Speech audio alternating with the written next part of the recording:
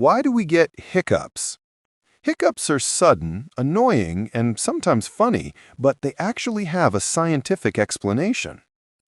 A hiccup happens when the diaphragm, the main muscle that helps you breathe, suddenly contracts without warning. Right after that contraction, your vocal cords snap shut, creating the familiar hic sound. This reflex usually starts when your diaphragm becomes irritated. It can be triggered by eating too fast, drinking carbonated drinks, swallowing air, sudden temperature changes, spicy foods, or even laughing suddenly. Inside your body, a nerve called the phrenic nerve sends signals between the diaphragm and the brain. When this nerve gets disturbed, it sends mixed signals that cause the diaphragm to spasm and hiccups begin.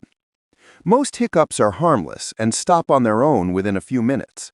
But if hiccups last for more than 48 hours, it may be a sign of an underlying medical issue. Your body uses hiccups as a strange reflex, and while they're usually harmless, they're just another reminder of how complex and fascinating your nervous system really is.